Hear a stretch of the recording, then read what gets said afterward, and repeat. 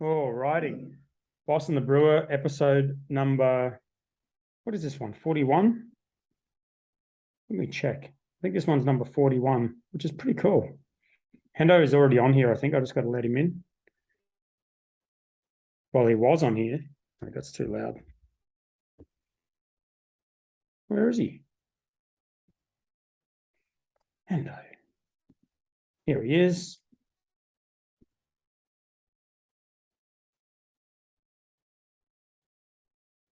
Here he comes. Oh, I'm dark. Very dark. There I am. Oh, there you are. How are you, mate? I'm all right, man. What's going on? That's better. I had a situation with my dongle.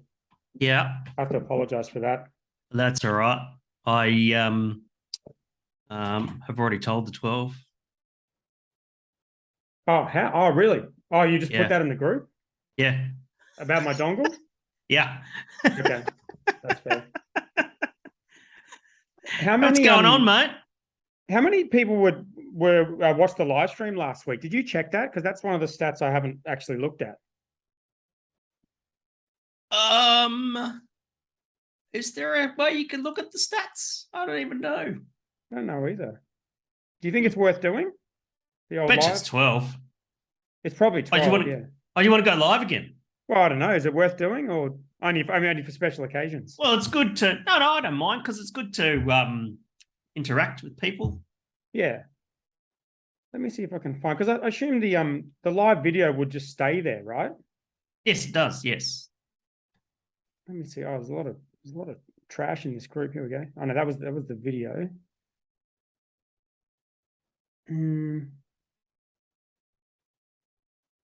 There we go. 20th of July. 28 comments. How do you tell how many people watch the damn thing? I don't know. I don't know if it tells you. Yeah, I don't know if it tells us that. Oh well, give it a go again. Yeah, why not? Let's more live on Facebook.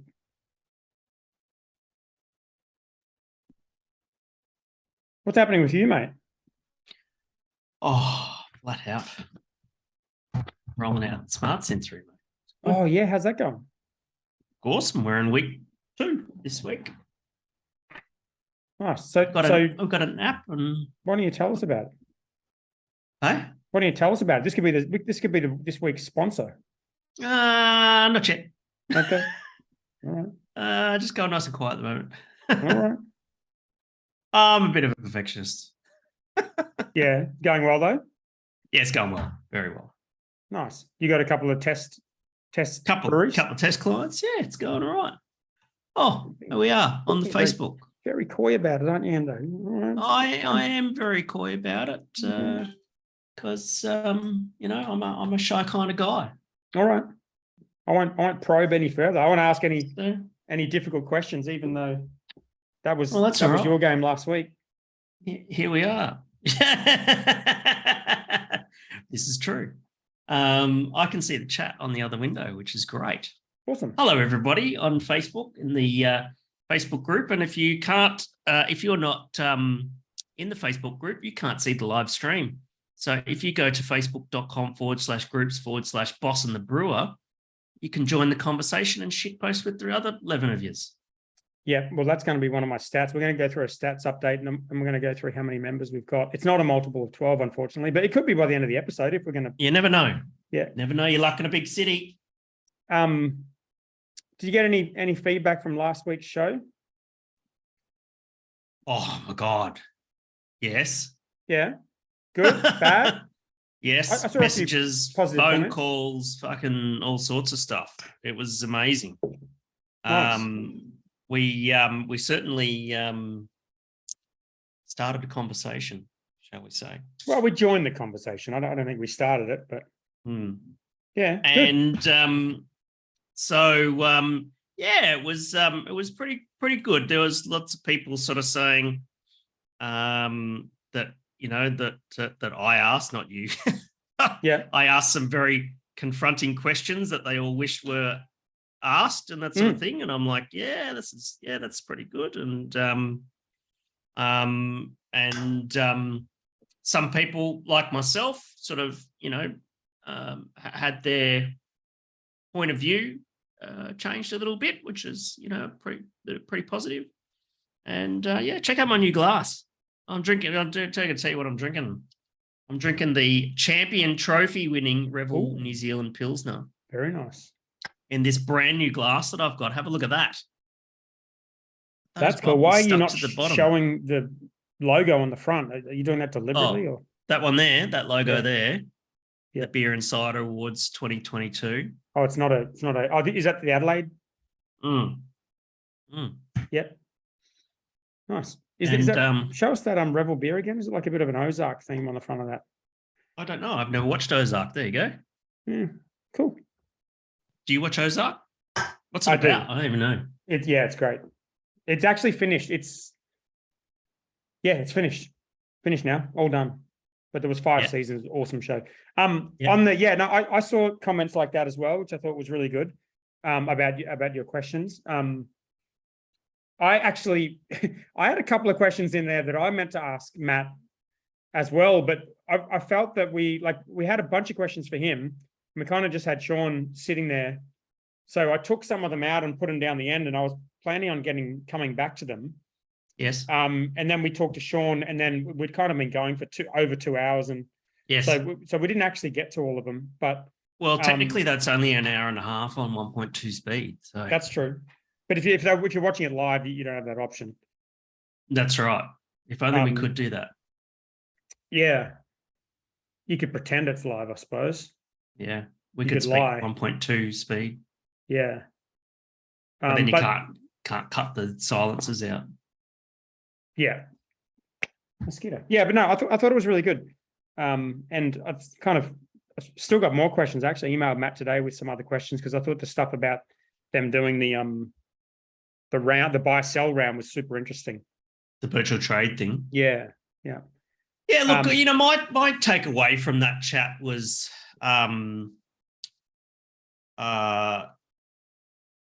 for breweries, which I just wouldn't invest in anyways, I think that it's changed my perception of the notion of crowdsource funding, what virtual's role in it is. Yeah. Virtual's kind of like, if you're selling a house, they're the real estate agent. Yeah, or they're the realestate.com. Yeah. Yeah. And they're just there to connect people up. They're what they're not there to do necessarily, but for some very basic due diligence is they're not there to make sure that any business that does do crowdsource funding sticks to their plan. It's not up to virtual because at the end of the day, it's an independent business, and and that's the risk that you take when you invest. Yeah, I think there is a role for more education, though. I don't know if it's necessarily up to virtual. I kind of feel like it's like at the moment it feels like there's a whole bunch of people who don't think crowdfunding is investing at all. And then there's virtual that are kind of, trying to fight the good fight and, keep up the stories and everything. But the reality is a lot of these investments probably will turn out to be bad investments. And so scrutiny on these companies and like education around, what does it mean if you're a company that's 10 years old and still not profitable? Like, what does that actually mean? What are the exit opportunities? That kind of education, I think, needs to come. It probably doesn't need to come from virtual, like you say. It's not really their job. And just having these rounds live and then seeing the companies come back is education enough. It's more than we had before. Yeah. But I think there's a lot more that can be done in terms of like if the average public are going to become investors, then there's a lot they need to learn about business. And there's a lot of opportunities for more content and more education, I think, around crowdfunding. Yes, absolutely. And we've added to it a little bit with our little episode, so that's good. Well, I think we did, and I think it's really good. It's enlightened some people out there and enlightened myself, and I thought it was a really good chat. And Future Magic did a Zoom session today. I watched that. The EUI. Did you watch it? Okay, well, did you? I was going to watch it. Man, I was busy. Yeah. What was the go? What was the takeaway? It was good. They seem like good lads, like they remind me when I started Black Ops. It's just, you're ignorant, aren't you? You don't know what's ahead of you. And that's the joy and the thrill of starting a business. And, they're trying to take people along for the ride, whether people go with them. I don't know. Yeah. And that's why I think the education thing's important, because I think what they've got there could be really good. Like their space there is awesome. The tap room looks massive. It's got, it's got indoor, outdoor, like a beer garden's going to go off in that location. You're close to the Gabba, close to Black Ops, close to. You can see the city. You can see the city. They got 150 to 170 person potential capacity at the venue. It's the branding's great. The beers are great. It seems like a good thing to me. It was good. I'm glad I called in there yesterday. Yeah, how'd that go? Monday, I called. What's today? Oh, it's Tuesday. Yeah, Monday. Yeah, it was great. I was getting some stuff from the hospitality shop across the street, and I went, oh, I wonder if they're in there. And I sort of was driving past, and I saw Sean inside, and I just drove in the driveway. I said, "G'day." Nice. And it was good to see the space and that sort of thing. Yeah, you're right though. You can just sort of tell that there's a sense of them being pretty naive of the challenges that are ahead of them. And I wish I could just fucking shake him and just go. And no, but you can't. You can't, Hendo. That's the thing. I think you've got to figure it out for yourself. Exactly, you're right. That's why I said when he was on our podcast, I said, like, if you don't know, it's okay to say you don't know. Like, you don't need to bullshit your way around these questions, because it's completely normal. Like no one's really started a brewery before. You know what I mean? Yes. Not many people have done that. It's completely normal to be doing that for the first time. And they seem to have a good attitude towards, like getting advice from people, getting help, doing collabs, all that stuff's great. You have to be a little bit naive. Otherwise you wouldn't do it. Yes. You wouldn't fucking do it if you knew everything that was coming your way. Yes. Adam Shell says, keep your dongle in your pocket, Dan. I think my kids stole my dongle, and I just don't. What dongle are you talking about? Oh, well, how Mac so I got my MacBook Pro stolen from the front of my car at the house. Yeah. And I've rebought a MacBook or MacBook Air, because MacBook Pros can't be bought anymore. Plus they're like $5,000. So this thing doesn't have any space on it for anything except for USB-C. So all the shit I used to plug into it doesn't go into it without a dongle. But this really dongle was just somewhere else. I don't know why, because my kids have got all their electronics over there, and there was a dongle situation, but I resolved it and it's fine. Dongle crisis averted. Yeah, exactly. It would be really cool to get the Dayton crew and maybe the Three Ravens crew on the show, eh? That would be cool. The other thing I was going to say about the Sean thing, I think is super cool, is like doing this sort of content live. And he mentioned it during the webinar today, that you mentioned the episode. It's really cool to be able to see, because this content will be around forever now, and people will be able to go back and listen to this, 3 or 4 years down the track. And 10th anniversary. Yeah, exactly. What were some of the questions that people were asking? All very, very standard. I mean, I think when you see those questions, you're kind of reminded of the need for the education. That's why that sort of sprung to mind, because your people so they weren't kind of will say, like, sophisticated brewery investors. No, not as far as I could tell. Were people asking about the benefits or the business? No, there was actually very few questions about the benefits, but there actually was not many questions. Like, I know, like when I did ours, there was 150 something questions. And it went for like 3 hours. That one, there was only about 10 questions, and they were reasonably standard, but there were things like, are you going to do 16 packs versus 24 packs? Things like, what are your plans after the tap room? What are the projections? Things you can't really answer. Yeah. Things like what are the... Just get my door. Hang on a second. What like return investors can expect, which is just not a question you can answer. Like, what are the exit opportunities? Stuff like that. You can't answer that stuff. And there's almost no point in asking them for a company that doesn't even exist yet. Like it's pre-revenue business. It's tough, eh? Yeah, it's going to be super interesting. I will be super interesting to see what the valuation is. He gave us a bit of a hint, didn't he? And if people get behind it. We'll see what happens, eh? Yeah. One more call to action. I keep forgetting on this podcast. Every week I put this at the start of the bloody show notes. Join the mail list. No, the beer cartel survey. We want people to fill it in, and it's a question of what your favorite podcast is, and we don't have many listeners. But we have fill in crew. your favorite podcast. Yeah. What is we have a loyal crew. It would be good to make that because we kind of need the. Yeah, and you never know. We might get a mention. All right, you ready for this stats quiz? Give me the stats. People can play this live. Oh, wait, I'm just looking at the questions now. There's all right, so you guys on the live call, you can guess this. You can guess the numbers. This is fully interactive and amazing. All right, so the last time we did this was back in April 2022, which seems like a lifetime ago. Holy shit. Okay. So basically 3 months ago. It's a once a quarter thing. So yeah, it's a once a quarter thing. So total podcast plays back in April 2022 was 6,753. Yes. What is it now? Oh, I'm going to say 9,000. 9,000. Okay. This is really not going to work live because otherwise I'm going to have to wait for like 30 seconds for everyone to answer. So here we go. No, we've got Gordon McGregor says 7,500. 7,500. Okay. There we go. Well, if you got an answer, type it into the chat. Leah says 8,600.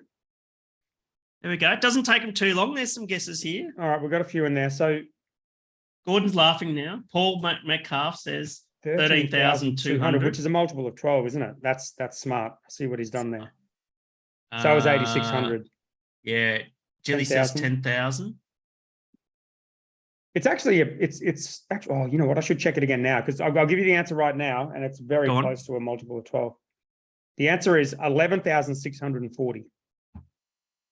Shit. So that's pretty good. That's pretty good. That's almost like we're growing even.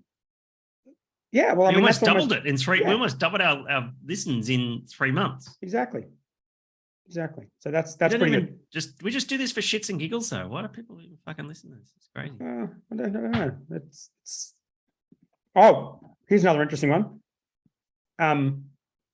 So average listens per episode is still. Sorry, actually, before it was 270. I've ruined this one. I'm just going to give you this one rather than quiz you, but it's now 286. So we're getting a little bit more per episode, but not really. We're just kind of getting a cumulative. You know, people still listen to the old ones. So yeah, that's right. Overall, it's going up. But the most popular episode has changed. Field Trip? No. Wait, which episode was Field Trip? No. It's not that one. It's not that one. I feel like that's got a lot of re-listen value. Probably, yeah. I couldn't even listen to it. Oh God. Did I call that one Field Trip? What did we call that one? Yeah, I think it was called Field Trip. Okay. No, it wasn't that one. I'm going to look at these right now. Because that was only like 4 weeks ago or something, wasn't it? Dan flew. No more Field Trip. So that was 35. Okay. No, it wasn't that one. Thank good. No, it was previously episode 3. It wasn't Field Trip. It's now episode 30. Yeah. Gabs 2022, Mighty Craft, Brewdog, Feral, Food Standards, and more. A bunch of predictions and stuff. Yeah. There we go. That's pretty cool. Leah says the scooter episode should be the highest listener. We're going to do a scooter update. Okay. All right. I'm ready for that. I chucked it in the list. Therefore, it's happening. All right. So streams for most popular episode. The Marsden episode was 401. Paul says we need to make Field Trip the #1 episode. Do it. Episode number 35. Keep listening to it. It's so much replay value. I could actually find out right now too hard. I'll find out after this how many views that one's got. But the number you need to beat. So the Marsden episode's got 401 views, listens or whatever, streams. Yeah. And episode 30, how many's that one got? Did you say 280? It's 401 was the Marsden one, so it's more than 401. Oh, really? Yeah. Huh. Oh. So 500? It's 448. Okay. So So that's the number to beat. You want to get the field trip episode up? You got to beat 448. Yeah, I think Paul Metcalf's going to have it on loop. All right. YouTube subscribers was 66. Yeah. How many now? 72. 78. 12. Pretty There close. we go. Getting close. Not bad. Total YouTube views was 755. Mm. How many now? Oh, I reckon we got to be 2,500 now, I reckon. Oh, wow. No, 1342. Oh, okay. Yeah, our YouTube needs improving. That's fair enough. Better now that we've got the switching, though. That's good. Yeah. We just need thumbnails. Thumbnail. What does that do? Well, pretty much all the thumbnails, when you're scrolling through YouTube, Yeah. this thing that you click on, that's called the thumbnail. It's got They're text all on pretty it? much a picture of me. Yes. Yeah. No, I do feel like we need to if we want more listeners, we got to put a bit of an effort into promoting the show, don't we? Because For sure. it's pretty good content. And I did do the video this week. I chopped out the bit from Matt and put that on Instagram and shit. Yeah, I saw that. Yeah, bit of repurposing. That was all right, eh? Yeah. Facebook group members was 186. Oh, 212. 234. Ooh. So we need to get to 240 by the end of this episode for it to be a multiple of 12. Yep. So if you've got a friend or an imaginary friend, maybe you've got a Milko. Get Milko to sign up and join the group. All right. Are you saying people should create fake accounts and join our group No. to get our numbers? No. Just to Having boost our an numbers? imaginary friend is a legitimate thing. Okay. Imaginary friend with a real Facebook account. Yep, that's right. Milko. All right. Is Milko the imaginary friend that Sally from Home and Away had on home? That's right. Home Yes. Okay. There you go. I got the reference. Good one. All right. And how much money have we made? Oh, how much money we made? Yeah, from the podcast. Fucking donut. Donut. Still a donut. Donut. I mean, that's actual cash. I mean, we've done all right in beer, thanks to our awesome sponsors and that sort of thing. Yeah, sponsorship's drying up. Brewdog, All In, Helios. We've done. Did I say Helios twice? Helios, Yeah, Sober. Twice. Sober. It's been good, and we're always grateful for that. So yeah. On that topic, what happened to that juicy little sweet sponsorship deal you were talking about that you teased me with and never mentioned ever again? Oh, well, I just wanted to check in with you privately first to see if we were taking sponsors 100%. and how we would what we would do with the money.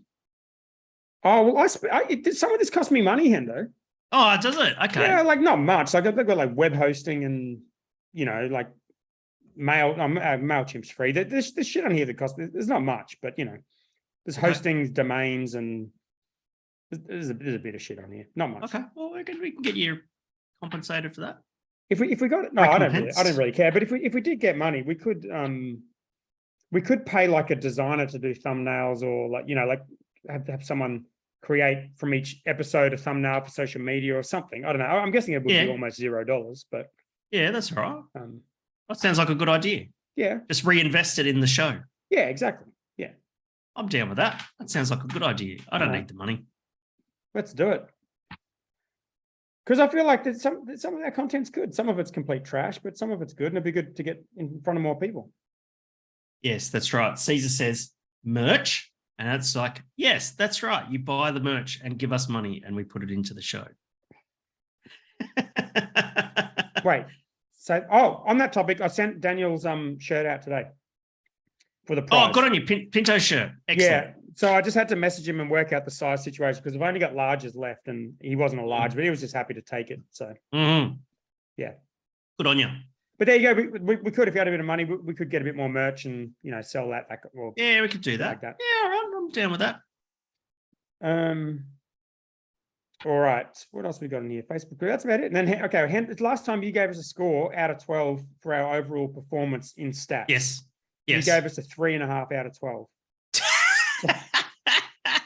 Like that was my personal score, or is that the number of things that I got right? Of how well we were doing. So I think we're halfway there. I'm going to give us a 6 this time. Oh, okay, not bad. I like that. Right, I'm putting that down. If you've got a score for us and you're in the chat, tell us how we're doing out of 12. in the chat. Would love to hear from what you've got to say. Awesome. All right, well, let's get into the topics. What do you got? So some of these are old because we've talked about doing these. Are you happy to do the old ones, or you want to start with the sort of fresher ones? And if we've got time, do the other ones? No. Start with the old ones. All right. So the first one was the Brewdog James Watt interview. I don't think I listened to that last week. Got any thoughts? I listened to that last week. The plane back from Adelaide, and it was fascinating. My key takeaways were, same as you. Like, he's a dead set bloody marketer. It was very scripted and all that sort of thing. That's what he is, man. He's James Watt's a marketer, a very good one at that. He sort of refuted a lot of the claims that he made against him. But I thought what was really insightful was his terrible relationship with his parents. Wasn't it weird that the start of the podcast, he kind of insinuated that his dad was like a poor fisherman. And then at the end, you kind of find out that actually, no, he's a fisherman, but he's actually like a really rich fisherman. Yes. That was strange. Yeah. Yes. And that he got into legal stoush with his parents. And he hadn't talked to his mum for 20. Yeah, anyway, I don't want to judge people's personal. No, but that was very insightful, and something that he sort of gave away, and the other thing was he's getting assessed for being on the spectrum. Yeah, that was super interesting. That makes sense. I mean, it makes the comments about, like we had this conversation at the time. It was like someone complained about him staring too long. And, I kind of said, that sounds like bullshit. Being on the spectrum or something like that. Well, that's the thing. If you think about it in the context of if he is on the spectrum, then it kind of makes sense. But that's right. But that's his personal business and that sort of thing. And I'm sure there would be a lot of people out there who would have, who are James Watt haters out there and would have said, "Oh, I was just making it up. It's all just a show." I'm sure, yeah. Maybe he's on the spectrum. You just gotta, he's bullshit a lot before as a marketer and that sort of thing. And maybe he is this time, and maybe it's a pretty slick story. But if he does, that's his medical history. It's none of our business. What did you think about his kind of comments around, like if he could sell right now for, like the company's worth, we're talking about a huge amount of money. Yeah, he wants it to be worth £2 billion. Yeah, so $2 billion. What's that? $3 billion, something stupid. And he just legitimately didn't seem to have any interest. Like he legitimately seemed to be like, "Oh fuck, what would I do then?" type thing. Yes, he would find something to do. Well, I know, but what did you think about? Do you think he was telling the truth when he said that? Yeah, well, if you kind of read between the lines, with regards to that probably say that he's not prepared to sell, but he might IPO. Yeah, no, I get that, but he just legitimately didn't seem that keen on the idea of just selling, doing something else, and just getting a massive amount of money. No, he felt like his work's not done at Brewdog and that sort of thing. And he sort of said some really interesting stuff about his management style and being in the way and getting out of the way of the business and all that sort of stuff. And I think, that's really good that he's sort of, recognizing that. And I think it's interesting. It's an interesting story. Love him or hate him. Everyone's got an opinion about him. Yeah. I thought it was just a whole emotional roller coaster of an episode. There are, the thing is that, he's the founder and CEO and major, shareholder of a potentially $2 billion company. There has been a lot of allegations, and fuck, if the BBC is going to do a documentary about your company and your personal life and that sort of thing, people who run big businesses like that, there has to be a little bit of public scrutiny. There's nothing wrong with that. You know, but you know, it is what it is. You know, I'm still not. I would probably say, for me, in my personal opinion, you know, jury's out. There's going to be other people out there with different opinions and maybe some facts and that sort of thing. But you know, I just prefer not to get into something that you know, I don't really care that much about. All right, there you go. It's interesting. I like the business. I find it interesting. I think he's growing it. There's some controversy there, but I think one of the things like what you said about him being, he's obviously a marketer, and kind of like everything he does or everything they do, it's always got that marketing angle to it. And I think when you're doing like an episode like that, it was an opportunity for him to be just honest and, you know, just tell a story, which he was, and that part of it was really good. But there was always just that little tinge of like, it feels like he's marketing to us. And like the video, and I think a lot of it was to do with the podcast he was on. Like, it's a kind of a hypey, you know, I think it's a guy from Shark Tank or Dragon's Den or some shit. It was like a kind of hypey thing where he put the video on his Instagram, and the headline of the video was like, "How I Fixed the Culture at Brewdog." And he put it on his own Instagram, and you're kind of thinking, like, if you're in the midst of trying to improve the culture of the place, would you go out to the world and say, "I've fixed the culture"?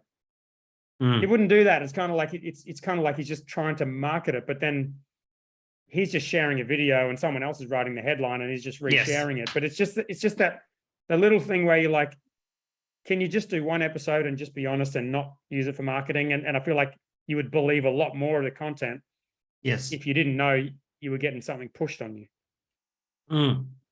Yeah. It's was interesting. Well, I enjoyed the listen. What was that show anyway? Too. The CEO podcast or some shit. Do you listen to that show normally? I've never listened to it. No.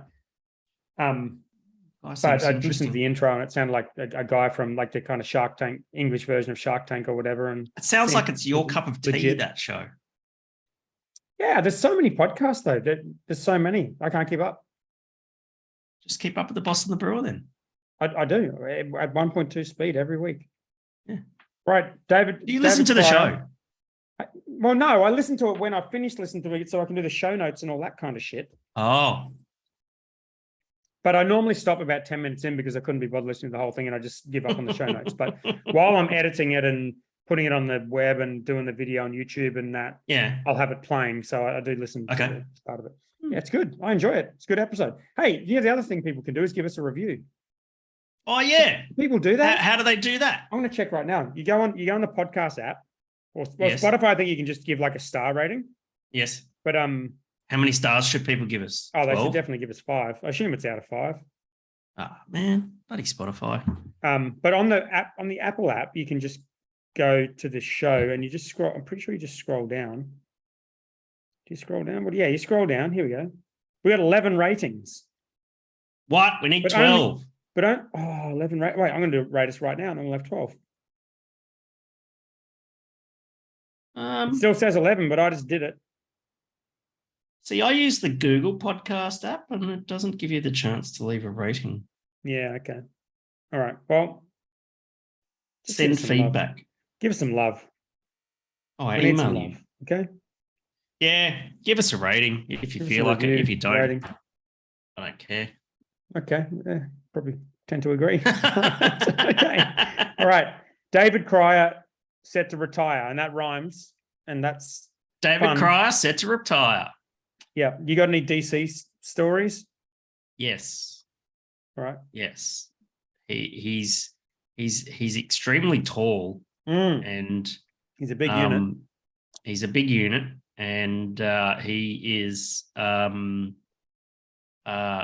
he's always one of those guys that just sort of watches what everyone in the industry does, I think, with this sense of admiration because he's had a part of it. I feel he does that. Maybe not. Maybe I'm completely wrong about him. But, you know, he will always take time to have a chat to you and ask you about what you're doing, and very supportive, you know. And when he sort of found out, you know, I was getting involved in TAFE up here, he's like, oh, what can I do to help, you know? And, you know, he's going to be missed in the industry, and I hope he use his retirement to read lots of comic books. That's a reference to what? That's what he does. That's his jam. That's his hobby. Comic Okay. books. He has And a he's- massive comic. This guy's And his initials are Big DC, time. and he's into comics. Does anyone else notice what just happened? go figure. All right, that makes sense. I think he's got Iron Man Does number he hate- one. Iron Man's Marvel. I don't think that's going to work. Well, Batman would work better. Batman maybe, but yeah, He's that's what he's doing. They're having an event for him in Melbourne in a couple of weeks, and I bought a plane ticket, and I don't know where this thing is. So Oh wow, when's that? From You love traveling, don't you? Tuesday the Hendo? 9th of August.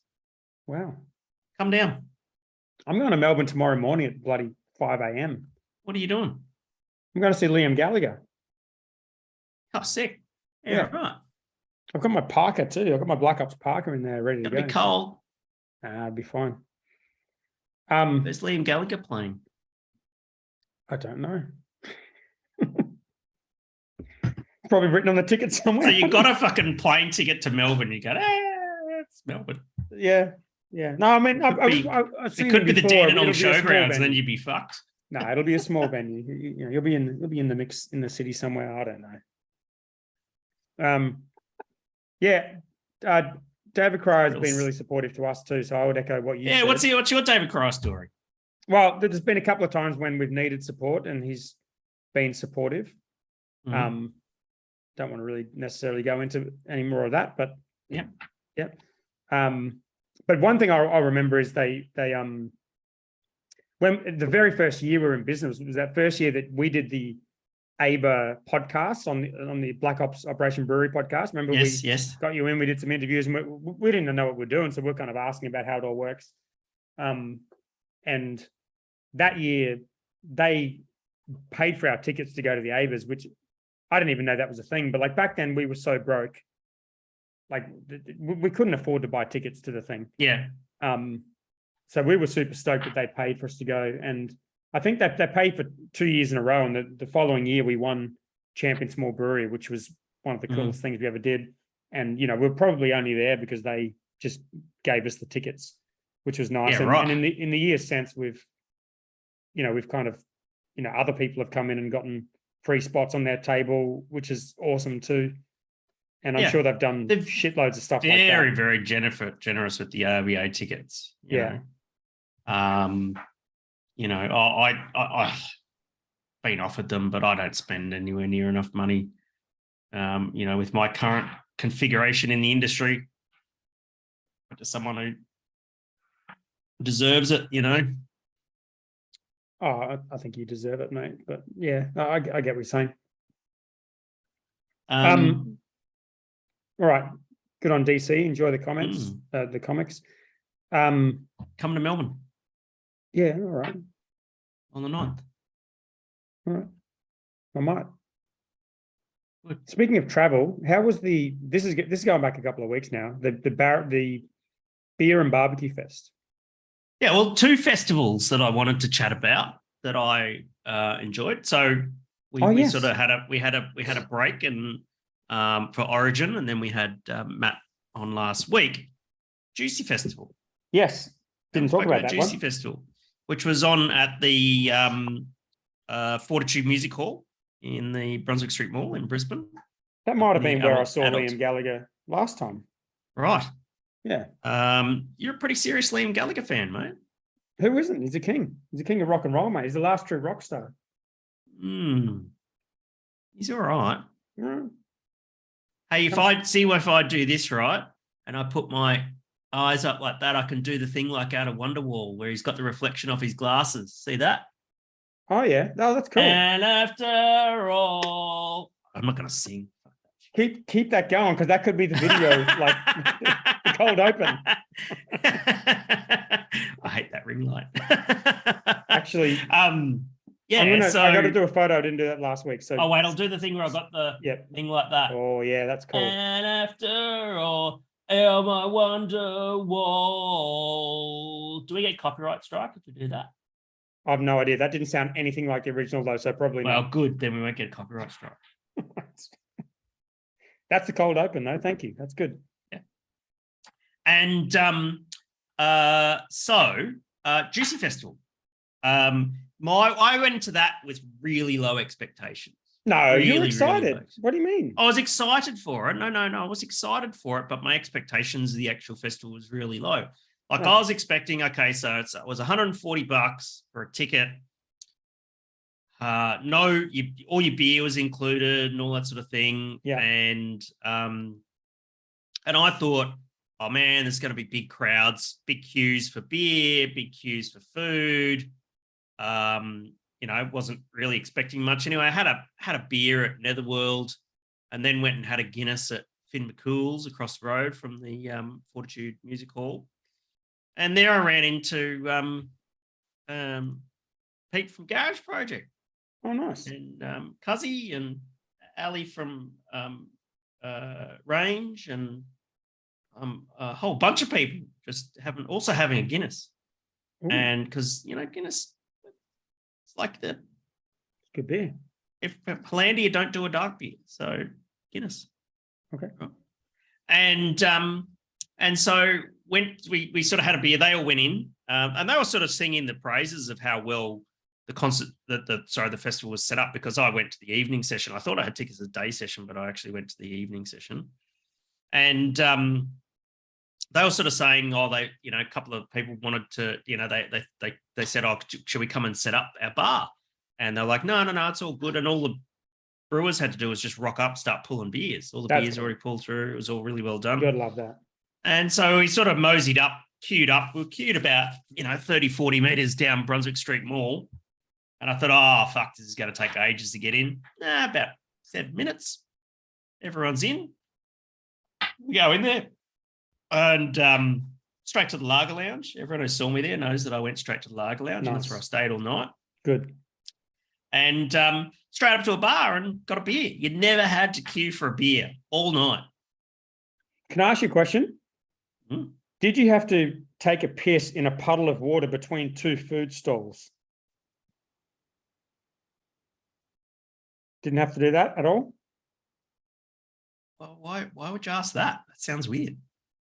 Well, I'm just trying to work out if it was better than Splendor in the Grass on the weekend, or... Oh! Fuck, I feel sorry for people who went to Splendor. What a shit show. With literal shit. Piss and shit show, yeah. Piss and shit show.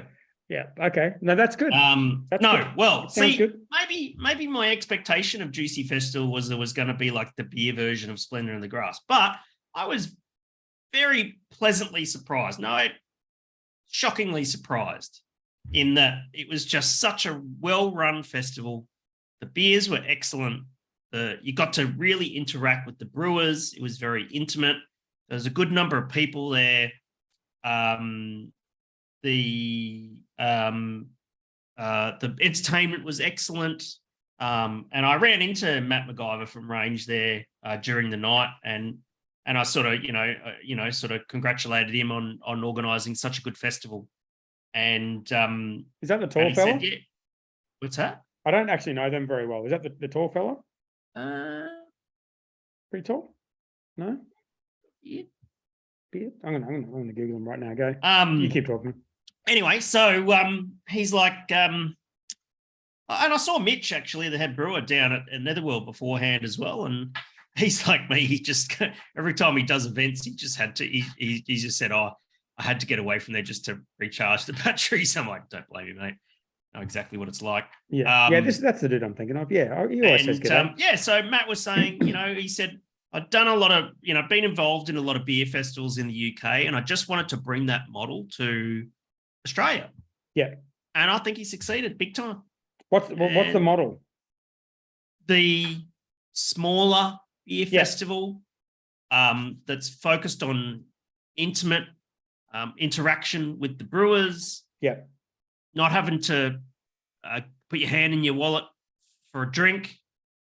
Good tunes, good vibe, not overcrowded. It's this. I think we had this discussion on the show. It's that Stone and Wood Backyard Invitational was exactly that. Yeah, was it? And it was worth it. Worth every penny. It was the best. And it's the best. I'll go back next year. $140, worth it. I drank $140 worth of beer. Yeah, it's the best format. and I think they should tour it. Yep. You know, you should come next year. You were in I should town. do. We're I supposed to I catch was up. in town. I was in town. Where But were I had a You were eating oysters and shit. I saw your yes, Instagram. I had like I booked this restaurant that was actually turned out to be I would say probably a little bit disappointing. Were you on a date or something? No, I wasn't on a date. What, do you go to restaurants by yourself? No, I was with my girlfriend. It's a date. Is that a date? Yeah. Okay. I was on a date then. But yeah, I went to a restaurant in our new farm called Elska.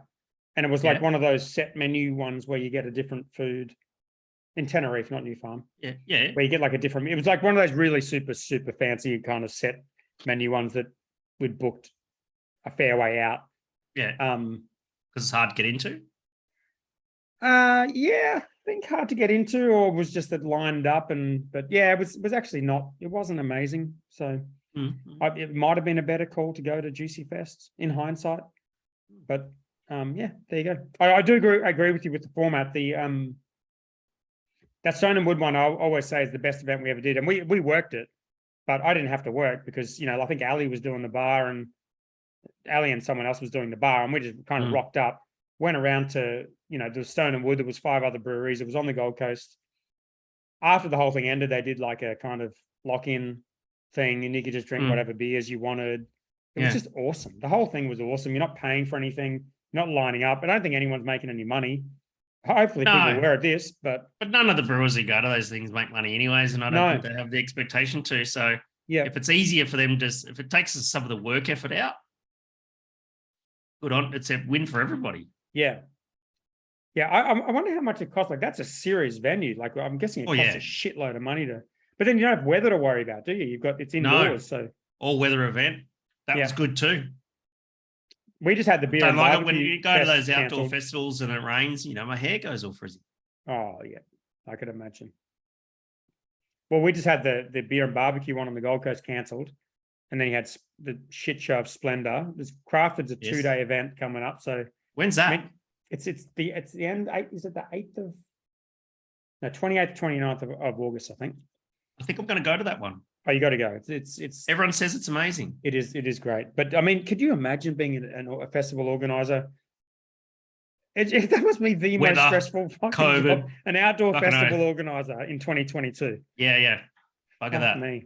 Fuck that. Beer and Barbecue Festival in Adelaide. Went to that. Yes. Because I was judging at the Royal Adelaide Beer and Cider Awards, hence my clean glass here, and got tickets to that because I was a judge, and that too was excellent. You know what it reminded me of? That we sorely miss here in Brisbane, is Beer and Cider Festival. Oh, yeah, that was sort of heavy on the music, wasn't it? Music, heavy on the music and heavy on the food, and the beer breweries happen to be there and that sort of thing. But this is also the beer awards, isn't it? Yeah, it was just on the Friday night, because it was at the showgrounds. I did the announcement on the Friday night and that sort of thing. Yeah, okay. Well, because we do have that Kingdom of Beers one. I don't know if they still do that, but I guess they're kind of trying to. But that's not very music heavy, though. No, that's true. No music. And that's what I miss about Beer and Cider. It was like a good music festival that happened to have beer. It was a lot of fun. It was like a proper music festival, Beer and Cider, like legit. Yeah, that's right. And so it was really good. One stage, lots of food. I'd laid a lot of barbecue. Do you know what the one bad thing about Beer and Barbecue Festival is? You had to take a shit between 2 stalls in the water. No. And it was okay. No, it's not Splendor. Okay, close sorry. though. Sorry. Close. The farts. Okay. Because everybody's eating meat. Right. So everyone's going to fart really bad. And you'd be talking to someone and they would let like a silent and deadly one rip. Right. And you're talking to them. They know they farted. You know they farted, but you don't want to say, hey, did you fart? Every time we have a conversation about a festival, you bring it back to shitting. You said the same. It's not shitting, it's farting. It's different. Shitting or farting or some kind of disgusting thing. You said the same thing about blobfish. That's normal. That's human anatomy. We need to organise a festival with vegan food and juicy beers and lagers indoors Yes. where we ban farts, and it's Yep. going to be a winner. Yep. So I saw the left barrel Yes. dominated the awards there. They did the Doppelbock, I think. Oh, we've got the thing here. I've got the awards thing here. How's Yeah, look, I've got the awards thing. Results. champion lager trophy? Well, one of my clients, Brenton, he got the champion reduced alcohol trophy. Good on him. That's cool. From Kickback Brewery down in Aldingo, just south of Adelaide. Bob's your Dunkel. There you go. Bob's your Dunkel. Bob's, the Dunkel, Yeah. left coast. That guy brews out of his garage, man. That's insane. Yeah, brews out of his Hasn't garage. all of these weird beers like the Grodzitskis and the Dunkels and shit are winning all champion beers? It's good. It's a thing, isn't it? Good. Do you know what I thought was the finding out the results? One of the things as a judge that I was very satisfied about, and I got to meet Dr. Tim Cooper. Oh, that's cool. Yeah, because good mates with Dave Medlin, who's a technical brewer over at Cooper's, and I said, "Oh, I would like to meet Dr. Tim." He goes, "I'll come to introduce you to Dr. Tim." And cool. My expectation of meeting Dr. Tim was like that he was going to be this, nice, prim and proper bloke that's owned this 160-year-old company and that sort of thing. And I just said, "Oh, g'day, I'm Hendo. Nice to meet you." He goes, "G'day, Hendo. How are you, mate?" And I was like, "Oh, hello. You're a little bit ocker there." And so I told Dr. Tim about how I had judged the classic Australian style pale ales, which Cooper's is, and gave Cooper's pale a gold medal, and it was the only gold medal. How do you know? And as a judge, how do you know it was Cooper's? Because you gave it a gold. Because I know from the results, I found it on the night. Oh, okay. So I judged it like a couple of weeks ago, but I knew that I judged classic Australian style pale ale. And then I read the results, and we gave Cooper's Green a gold medal. So when you award a gold medal for a beer that is what the style is written about, is the beer, as a judge, that's you've done a good job. Yeah. So I was pretty happy about that. You took a little victory lap. It's in my mind, yes. Yeah. I took Okay. that Good. in my mind. It was very how old is satisfying. Dr. Tim Cooper? Oh, I think he's in his 60s. Yeah. I've listened to one of his episodes on Brews News. He seems like a pretty considered, smart dude. Yeah, runs a bloody big brewery, massive and massively successful. Building that pilot brewery. Yeah, a 35-hectare pilot brewery. Yeah, spending $4 million or whatever it is on it. Yeah, that's great, mate. But he was lovely, and he took some time, and we talked a little bit about Cooper's history and the history with the Henderson family and Cooper's and all that sort of stuff, and yeah, it was fascinating. What's the history? Is there a history that I don't know about? Oh, have I not told you this story? I don't know. Have you? All the Henderson side of the family, they're from South Australia. Oh, yeah. Right? And so my grandfather, my father was born in this little town called Farrell Flat. Right? Farrell Flat's about halfway between Clare and Burra, right? Near Clare Valley and that sort of thing, right? Yeah. And my grandfather was a road worker, council worker. And not obviously making a lot of money working for the council, but that was his job. He was happy. And anyway, my father would tell me that my grandfather would have in the ice box. We didn't have a refrigerator, but in the ice box he would have an empty long neck and then a long neck full of water. So it'd be cold water, cool water. And on payday he would go and buy one warm long neck of Cooper's Red. Cooper's Red used to be 7.5%. Yes. 8%. Yes. I think you may have told me the story, but let's keep and it said on the thing, dilute by half. And so he would go home and he would get, pour half the water and beer and mix that, and he'd get 2 cold long necks for the price of 1 warm long neck. So I told Dr. Tim that story. You like it? Yeah, but he couldn't remember if it ever said on the label that said to dilute. Do you think it did say on the label to dilute? I'm sure that I have seen somewhere. It used to say on the label dilute. Interesting. it was such an aggressive beer. Even when I used to drink it in the noughties, like it was like the most high alcohol beer you could possibly get. Cooper's Red at 5.8%. Yeah, but I think it was 5.8. Yeah.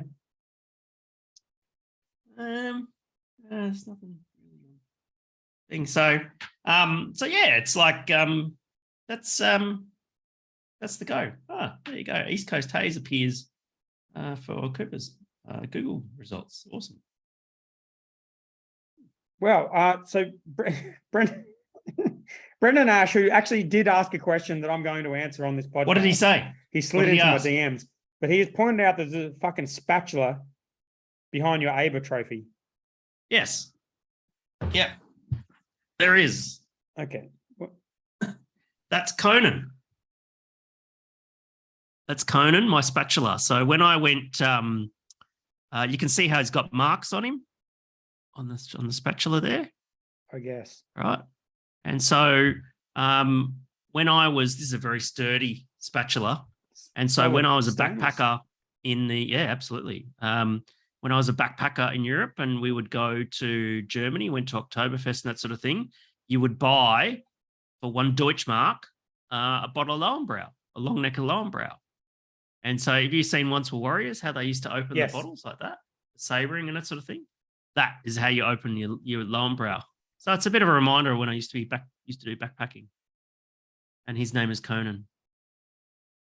Wow. Okay. Well, there you go. That was very unexpected. And please don't ask any more stories about what's hidden in Hendo's fucking shelves. Yeah. But yes, it is a spatula and it's Conan. All right. Scooter update. Scooter. Oh, yes. We have to do this. Why did you put this at number? You slid this in at number 5 when we've got like just to make sure so you didn't notice. So anyway, I've stripped all the body parts off it, so it's just a shell of itself now. Wait, did I miss the part where you were granted access to this scooter? Like, didn't you have to wait? No, we haven't done that yet. We haven't done that yet. What do you mean? I haven't written the letter yet. You've taken the scooter and you're rebuilding it without. No, I haven't rebuilt it. I haven't done anything to it. The only thing I've done to it is actually improve it. I've actually had a key cut for the fucking thing. I feel like you've stolen the scooter. Not stolen. I'm going through the process of acquiring it. It takes time, but in the meantime, wow. Okay. All right. Rightful owner rocks up. Put it back together. Here's your fucking scooter. See you later. Thanks for coming. Okay. All right. Go on. What have you done to it? Anyway, so pulled all the bodywork off it. Went and had a key cut for it. Basically treating it like my own. You don't say. And last weekend the battery is fucked on it, and so I've got some jumper cables and I hooked it up to my car, jump start it, and it wouldn't start. And so I went, okay. So I checked if it's got spark, had spark, so that's fine. So obviously it's fuel, it had compression, so it's just fuel. It's the only remaining possibility. Yeah, exactly.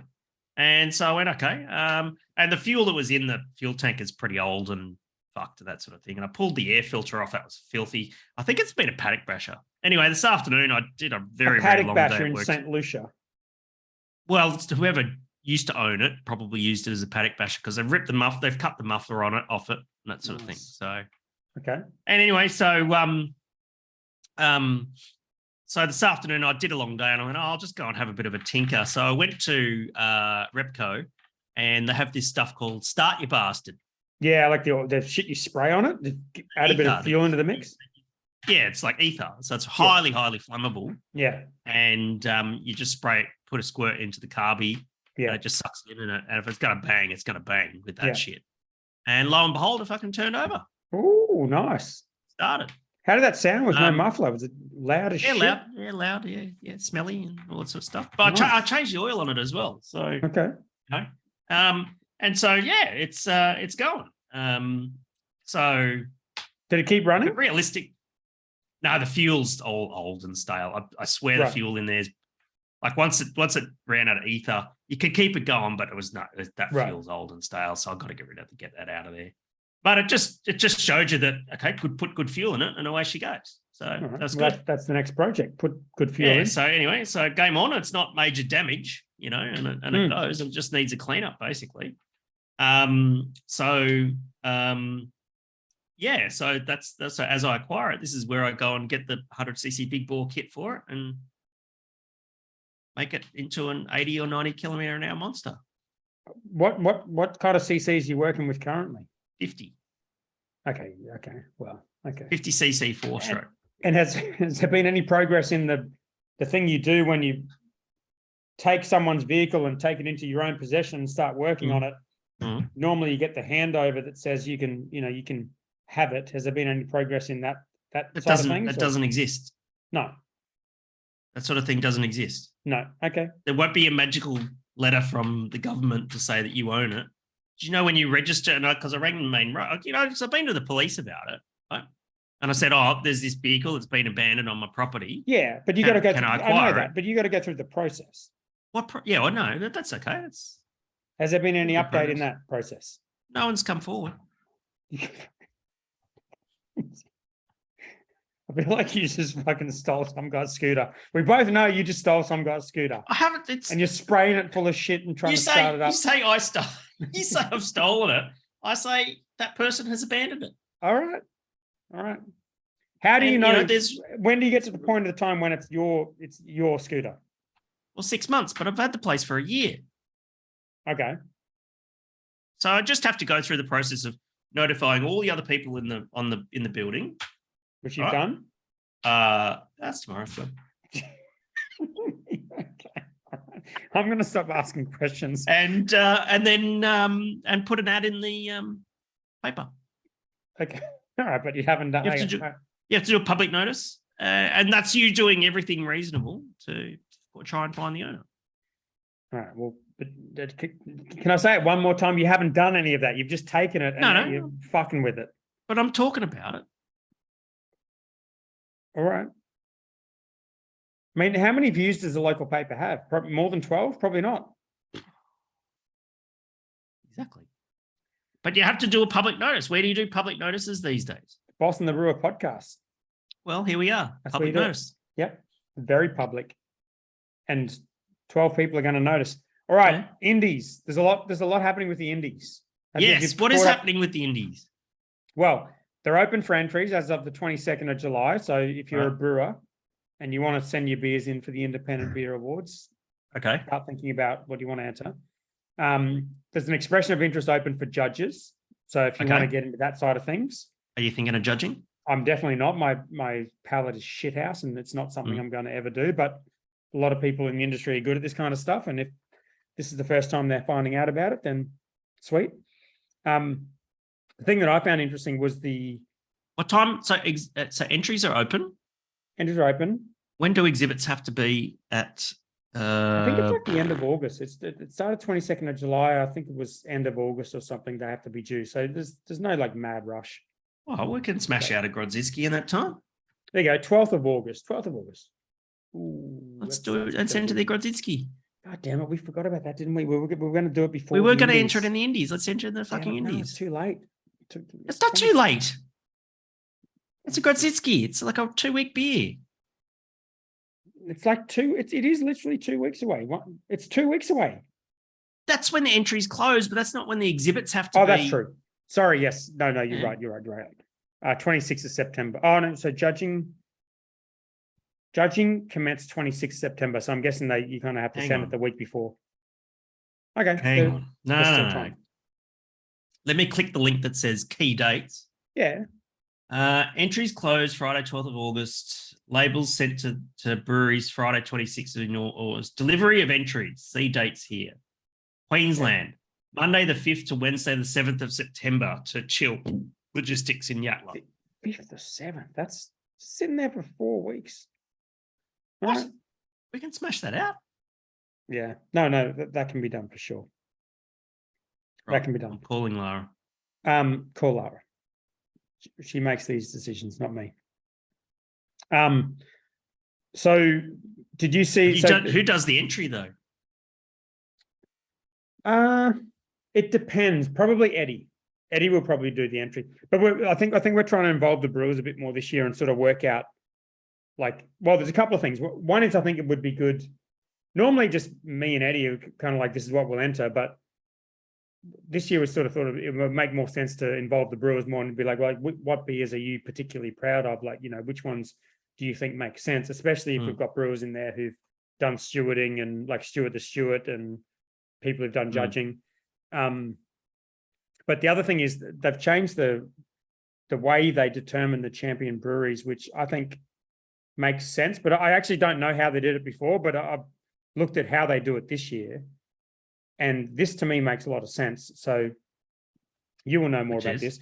Do you know, well, I might as well ask you now, do you know how they used to determine champion breweries? Because this was the one where like they awarded to someone. Yeah, it was points for the color of your medal.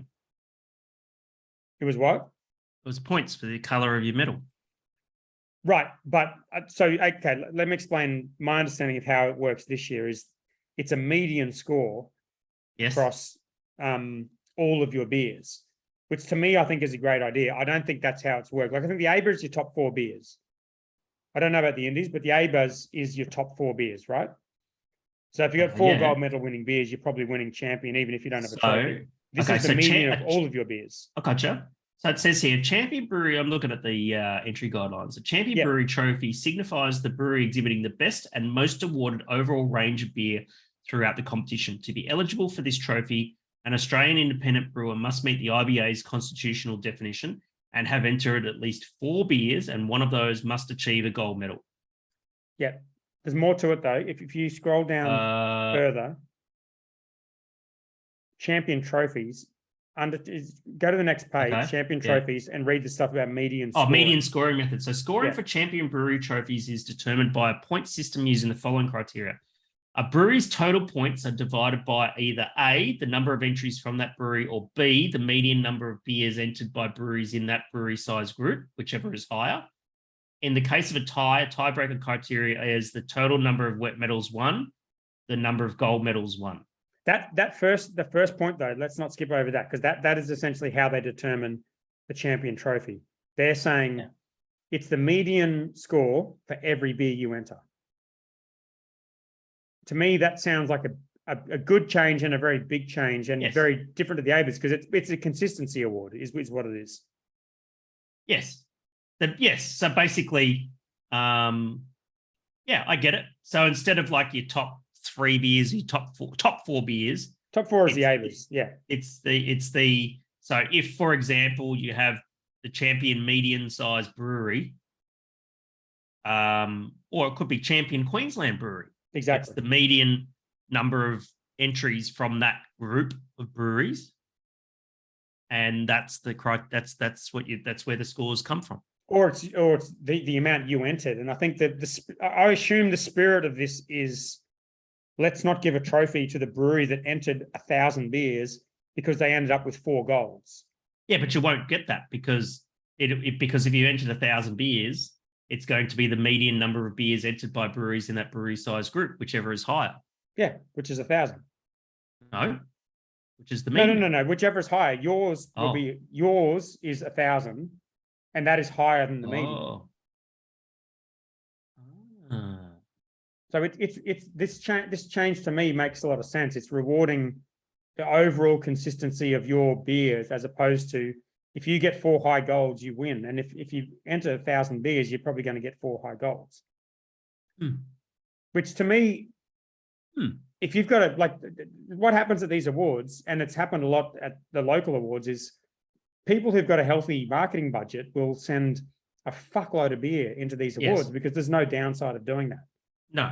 And it's very good for the awards because they make a lot of money on these things. Yes. But if you want to actually benchmark the best breweries, you don't really want to take the 4 best beers out of lots of them. You want to kind of say, this brewery, out of all the beers they've sent, they're the highest. And that means that a brewery that sends 20 beers is the same as a brewery that sends 4. It's still essentially a kind of an average score, because it says a brewery's total points are divided by the number of entries or the median number of beers entered by the thing It is, but whichever it's is an average higher. score of all your beers. It's not an average score of your highest beers. Yeah. That's fine. Yeah, but that's good.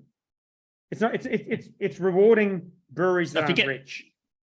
Well, yes, and it's also it levels the playing field. Yeah. You enter 1,000 beers, you only get one gold medal. You're not winning it. Exactly, but previously you would, and so Mm. to me that's a good change. Yeah. Okay. And this used to happen a lot. You kind of you can look like when you get the results catalogs for awards, you can look at how many beers some of these companies submitted, and there was shitloads. And it's very expensive to send beer to awards if you're sending sort of 20 entries. Yes. So this is going to be interesting. It'll reward the most consistent, the high scoring beers, which is kind of what you want from a beer competition, I think. So I think that's a good change. Yeah, great.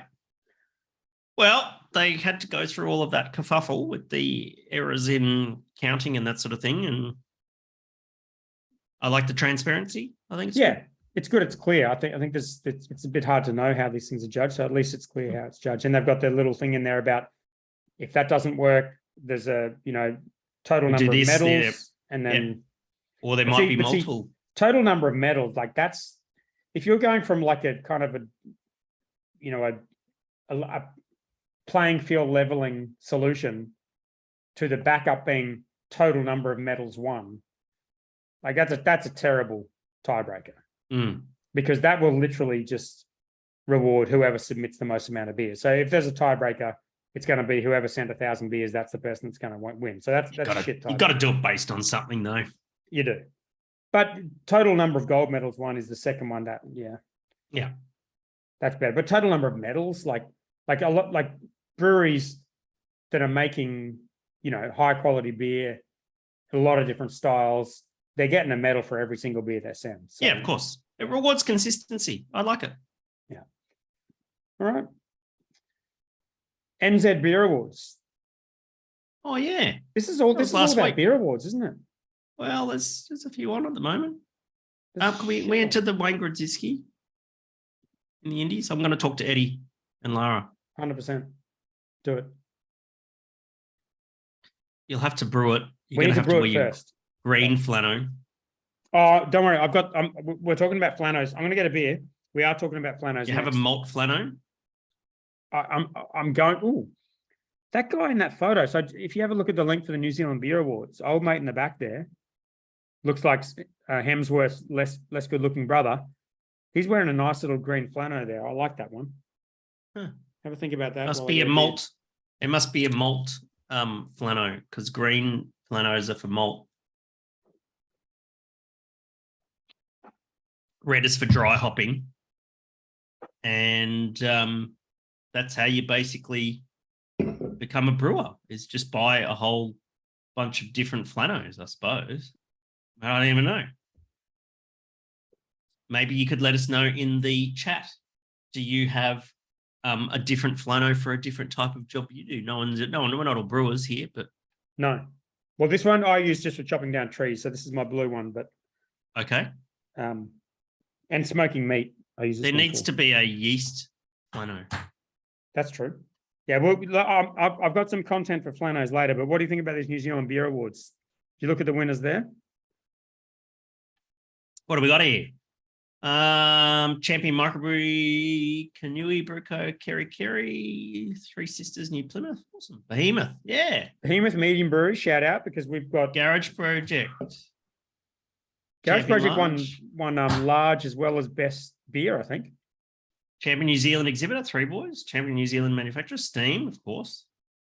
Champion New Zealand Beer, Garage Project, Chance, Luck and Magic. Trophy winners, International Lager, Three Boys, Baylands, Slope Treader, Sawmill Brewery, Emerson's, excellent. Emerson's Old 95. Emerson's, wow, that might be the first so good NZ beer I've ever had. Steinlager Bloody was probably the first one. Yeah, Emerson's would have been your second. Emerson's was the second, yeah. Altitude, McLeod's Brewery, excellent. Behemoth. Altitude's the one at Queenstown, isn't it? Up the top. Good George won one. Excellent. Badass beverages. They've got so many good breweries in New Zealand, eh? It's mental. Lumberjack Brewing. Yeah. Where was your invite to these awards, Hendo? You would have sent. You would have gone there, surely. Yeah, it would have been fun. I don't know. When's Biavana? That's like August normally? August, yeah. There you go. I don't know. I can't go to all these things. No. I'd love to go to Biavana, but I've got to go. I'm not going to Japan this year, I don't think. I didn't get an invite to that one because there are still no tourists, and those who are going, like Lee. You're on a formal tour. Well, they're doing, I don't know what it's going to be like because the awards are being judged at Haneda Technology City, which is basically a building that's attached to the airport. And I've just got this funny feeling that you're going to get off the plane, you're going to go to this place that's attached to the airport, you're going to do the judging, and then they're going to chuck you back on a plane and back home. That sounds fucking so much horrendous. For seeing. Don't do that. Well, that's like, I want to hang out in Japan and do 100%. Go to a maid cafe, or go to like one of those where you can pat the hedgehogs and shit. Yeah, go surfing. There's so much shit to do in Japan. Surfing. Yeah, you can surf in Tokyo. In Japan? Yeah. Tokyo? Yeah. Get out. Yeah. Where? I don't know, somewhere. Shit, eh? Surfing, I'm going to look it up right now. Surfing in Tokyo. Shonan.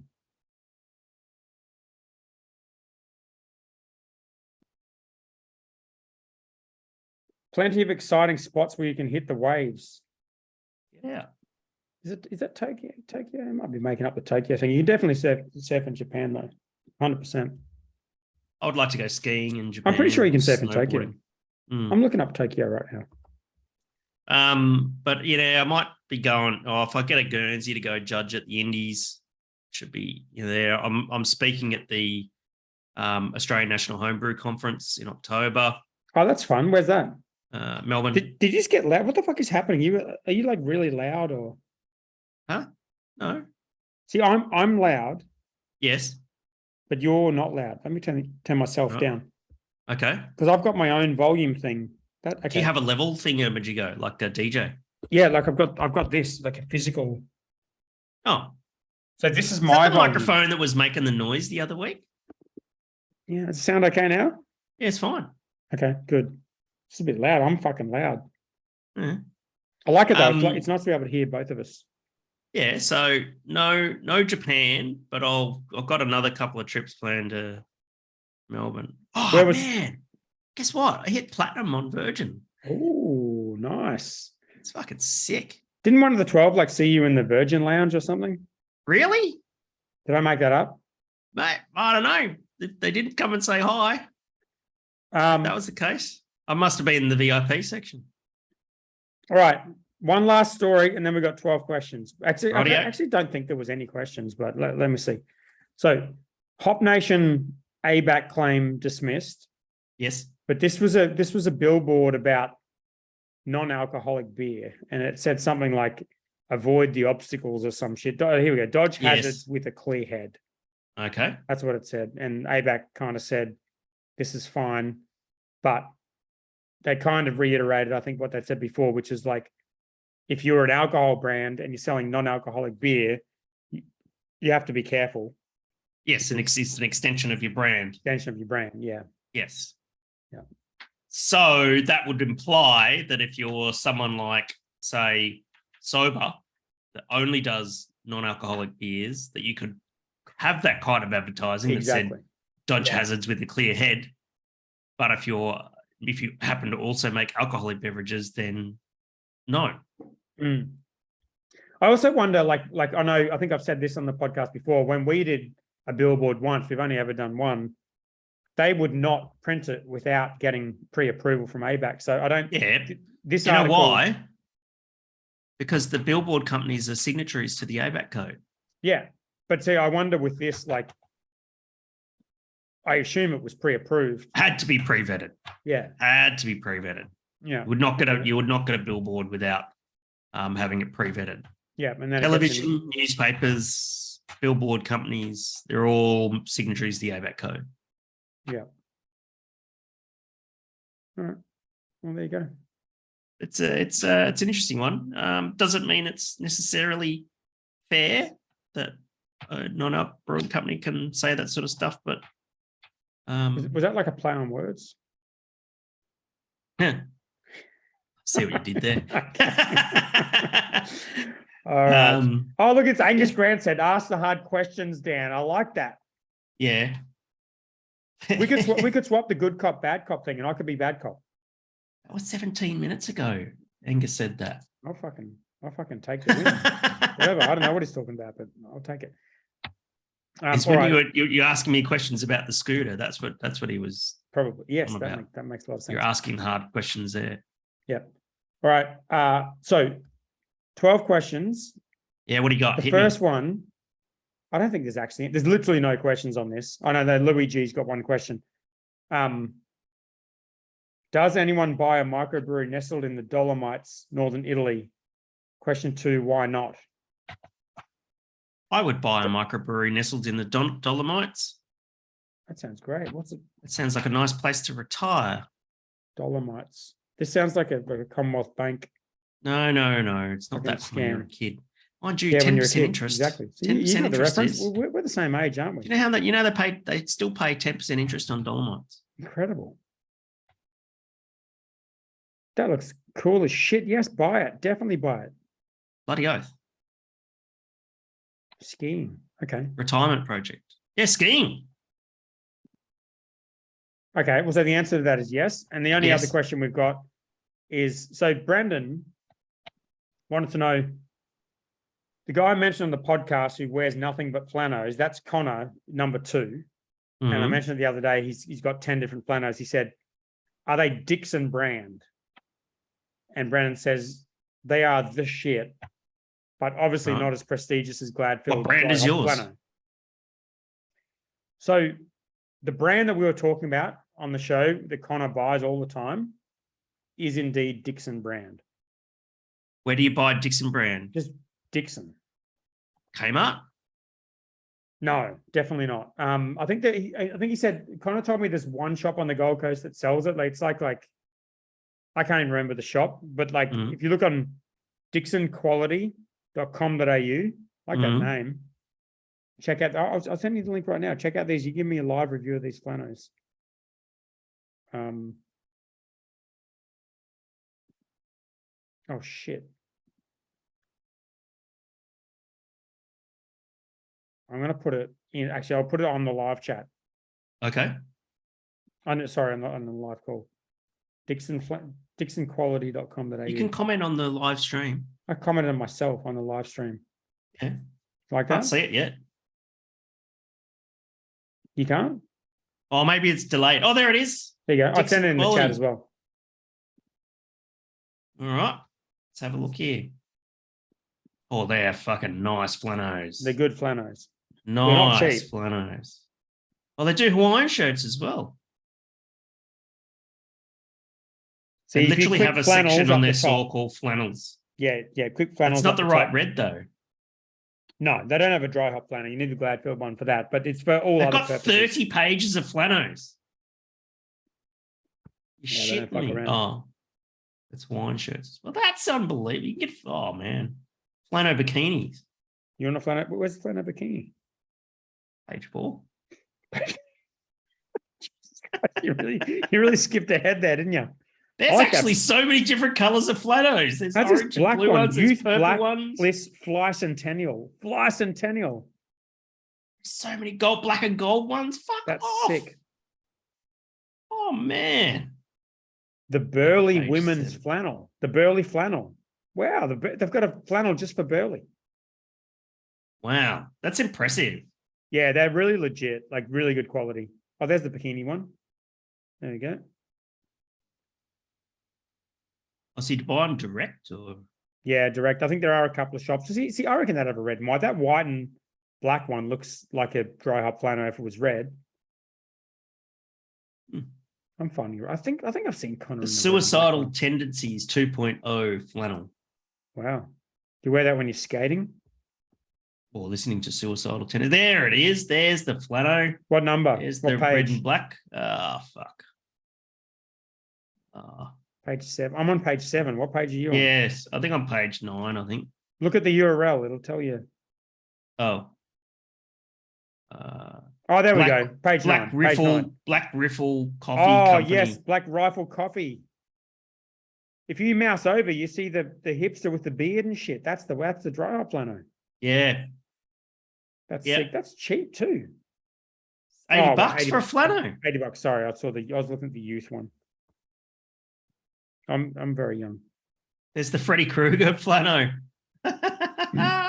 See that one, that dry hop one, that's pretty fancy. It's literally a Freddy Krueger Flanno. No way. Funny. So funny. Yeah, that's good quality. There you go, Dixon. So you heard it here first. Oh, and then there was a suggestion that we should do a collab, which I agree with 100%. Oh, which collab? Which brewery? No, Dixon with us, Boston the Brewer Flanno. Oh, but dry hop Flanno. Oh, like yeah. Yeah, I mean they got fucking flannels for everything else. Why wouldn't they do one for us? We need to pick one. If you're in the Facebook group, go to that website and so we've got a malt Flanno, we've got a dry hopping Flanno, we need a yeast Flanno. What's the malt one? The blue one? The blue one is the malt one. But the dry hopping, no, I feel like the blue one needs to be like a Hopco one or something because the dry hop one is a malt one. Dry hop is a Gladfield red and black. Yeah. So the malt one needs to be a hop one, and the yeast one needs to be a. Well, no. The blue one can be the malt one. That would signify water. All right. And then you can do a green one for yeast. Okay. So you answered your own question. So it's got to be green. Which would then imply that the water one needs to be the color of malt. What about this Sublime one? That's got some nice green. That looks sick. Some bloody good ones. I'm going straight to page 30. We need a logo. See, this is the thing. If we had that sweet sponsorship, you send an email after this and hook it up, Hendo. Yeah. We need a little logo. I'm sorting by best-selling reverse. Oh wow. Okay. So worst selling. Oh, I'm going it's wine shirts. Price low to high. Oh, there's the yellow one. Youth Shaolin flannel, black and yellow. Oh no, I like that. Oh, youth green. No, I'm looking at youth green. There's youth lager flannel next to it, which is yellow and white and black. Horrendous audio content right now. We're not getting any good reviews if we keep this shit up. Yeah, well, anyway. There's some green ones in there though. Right. Yeast Flanno. I'm brewing tomorrow. You are? What are you brewing? Taste students. Oh, nice. And then we're doing a beer with Brewdog in a couple of weeks' time. Oh, really? Yeah. That's cool. Yeah. Did our buddy hook you up there with the sponsorship? Or? Yeah, he did. There you go. Yeah, Damien hooked us up there. Damien. And so, we're doing Froth Rookies doing a beer with Brewdog for the collab. I don't know if I'm allowed to announce it. I'm not going to say what beer it is, so don't ask. This is a nice looking Flanno. Look at this one, the fucking McClaffery. Check this one. Check this one out. What? Where? It's green, the McClaffery. Look at this guy. Oh, he's my loving God. life. That guy gets involved in yeast for sure. Yeah, that is a yeast guy. I bet you there's yeast growing in his beard. 100%. What is he drinking? Sort of whiskey. They look like they collaborate with all sorts of different brands. Yeah. I mean, that's what I'm saying. They could collaborate with us because we've got a brand and sick. Yeah. Okay. All right. Job done. Awesome. Love your work, mate. I'm going to get to work because I've got to do all this editing and spend all this money on all this production that I do. Yeah, well, don't put your hand too deep in your pocket. You can get some sponsors for us. I will. All right. I'll put a photo in from the Liam Gallagher concert tomorrow night. Of course. Yeah, please. If you run into any of the 12, let us know. Yeah, if anyone's listening. Tell us where the concert actually is. That would be useful. That'd be great. Tell us where the concert is and also tell us where I should go in Melbourne for 1.5 days. Great idea. Yeah, let me know in the group. All right. Love your work, mate. See you next week, Legend. Cheers. See you next week.